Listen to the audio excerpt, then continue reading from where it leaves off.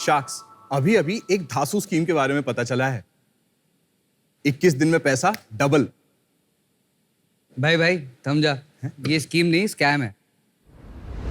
Sharks, आपने ऐसी schemes के बारे में कई फिल्मों में या मार्केट में सुना होगा, बट एक जगह जहाँ आपका पैसा सेफ है वो है गोल्ड। और इसीलिए हम हिंदुस्तानी सालों से गोल्ड में इन्वेस्ट करते आ रहे हैं। आज इंडियन वुमेन के पास में लगभग 25,000 टन गोल्ड है, जो कि यूएस रिजर्व से भी ज्यादा है।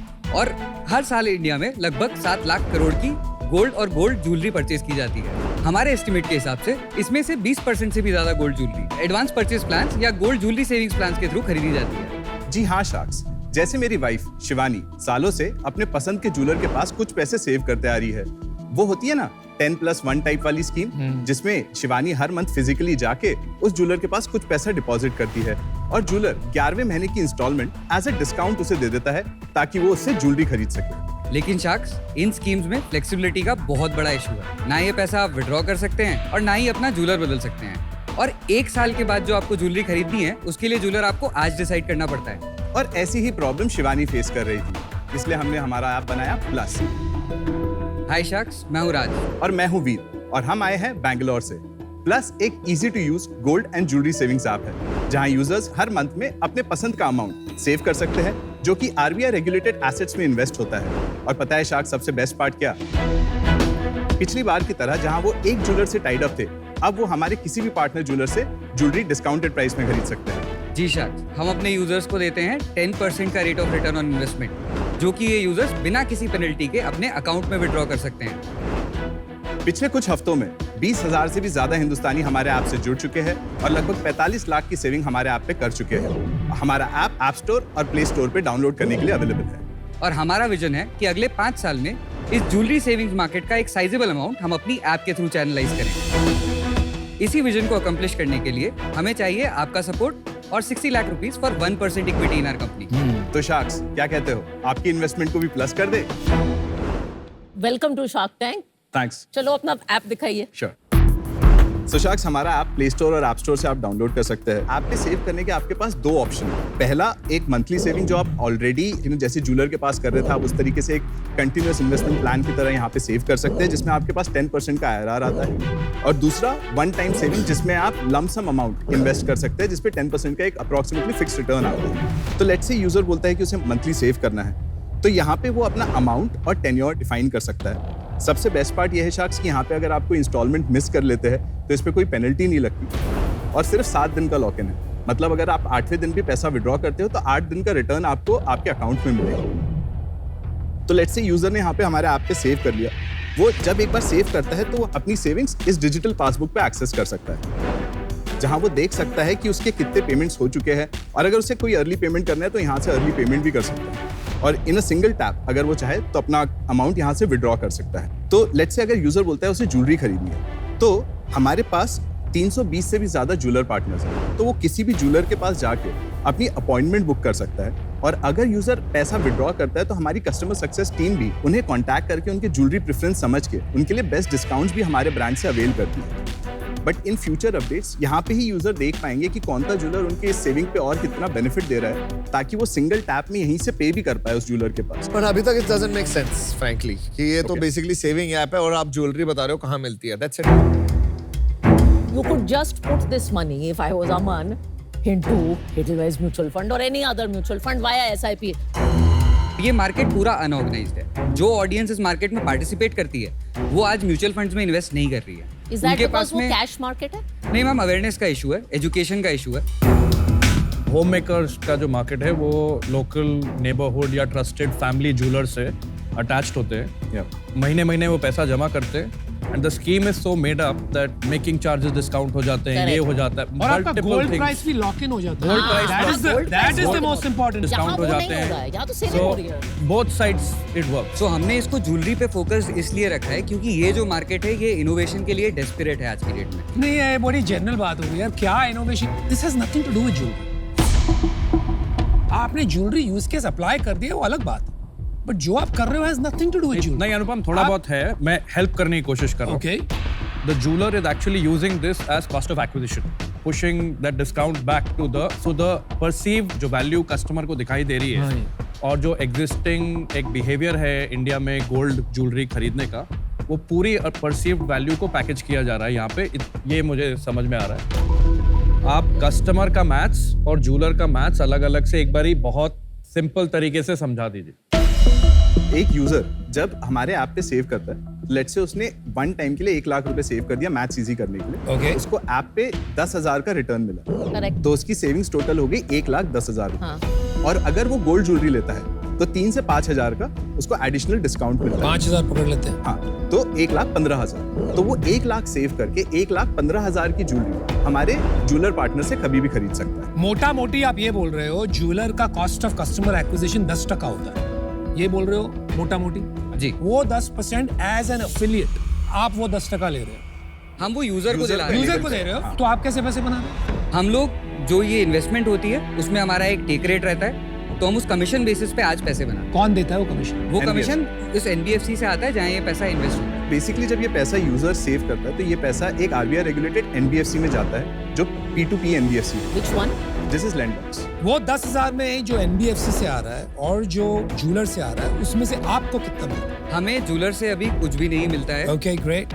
एनबीएफसी से हमारी 2% की टेक रेट है, हमें 12% इंटरेस्ट मिलता है, हम 10% यूजर को पास ऑन करते हैं। 10% IRR इज एनुअल ना? हाँ, आप लोगों के पैसे लेके सेव कर रहे हो, कलेक्ट कर रहे हो, आप किस रेगुलेशन में आते हो? आपको पूलिंग करना कैसे आता है? तो इसमें पैसा कभी हमारे बैंक में हिट नहीं होता है, वो सीधा एनबीएफसी सीधा एनबीएफसी के पास ही जाता है। और ये आधार और पैन की केवाईसी KYC होने के के बाद बाद होता जाता है। है। बेसिकली आप उनके डिस्ट्रीब्यूटर हो, डिजिटल डिस्ट्रीब्यूटर जी। बस।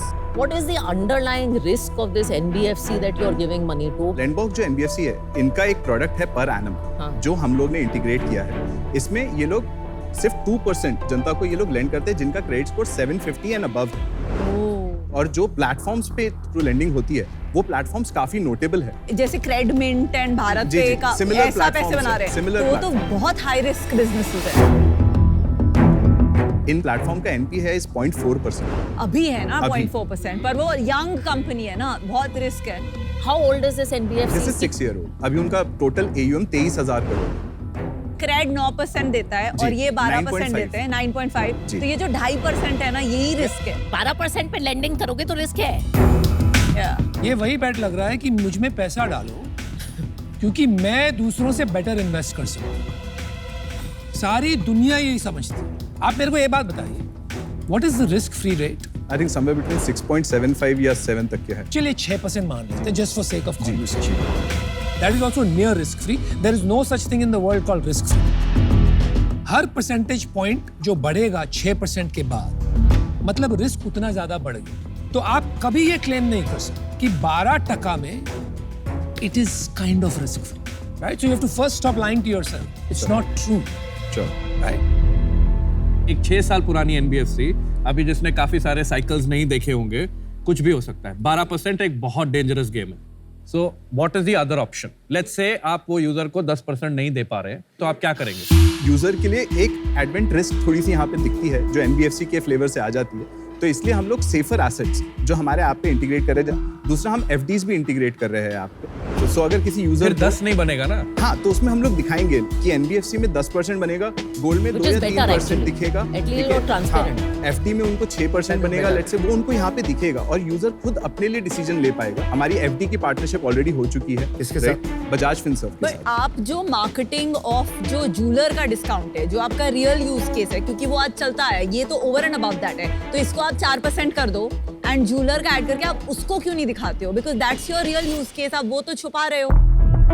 विनीता, हम उसी की तरफ मूव कर रहे हैं, बट क्यों क्योंकि अभी तक वो क्यों नहीं है? क्योंकि बिकॉज हम वो लोग तो हाइजीन है ना इस इंडस्ट्री का। ये जो पार्टनरशिप्स होती है, ये थोड़ी टाइम टेकिंग होती है। तो आपकी right? नहीं हुई है अभी तक? नहीं, 300 के एक साथ? पार्टनरशिप रिसेंटली क्लोज हुई है। एक के साथ हाँ हुई जी, है, बाकियों अभी के साथ नहीं recently हुई है। तो close अभी हुई है। तक वो वाला आप कर हाँ। नहीं पाए।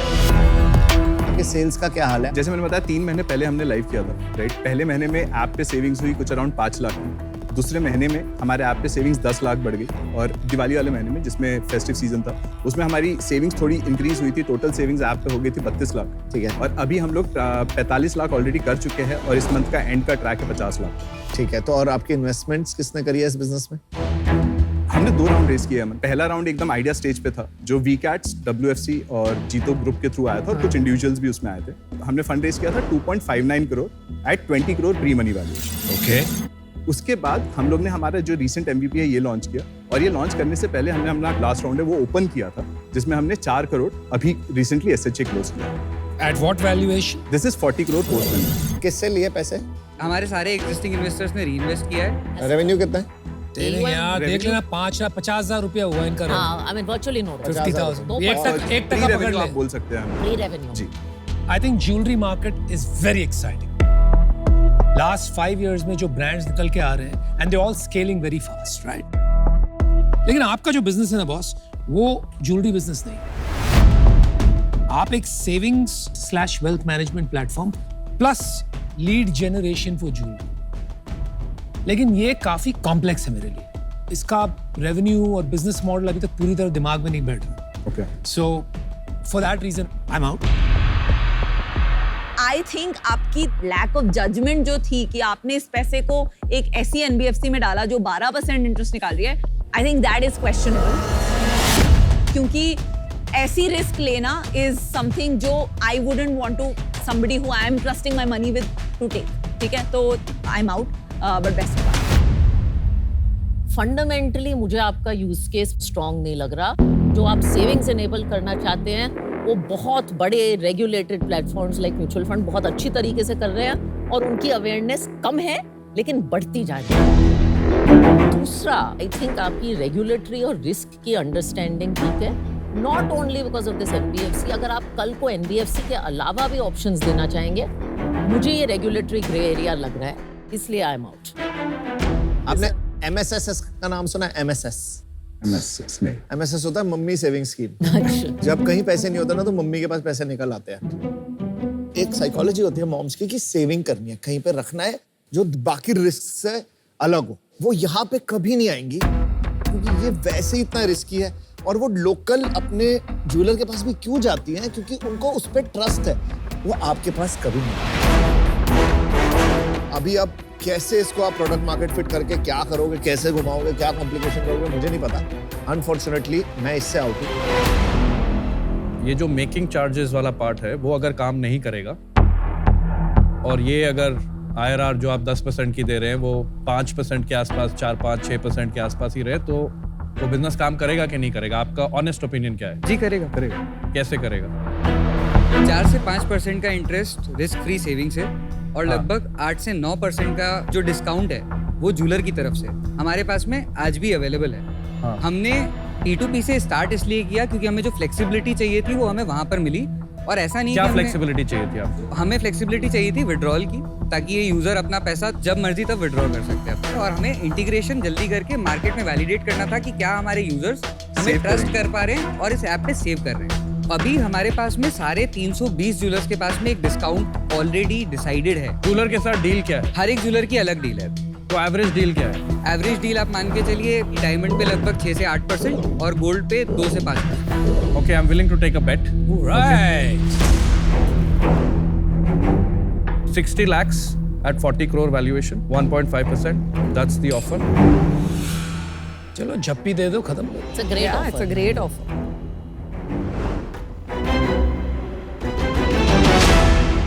I think We are it's a deal. happy with the deal. Okay. Wow, sweet. Thanks a lot, Varun. You won't regret this.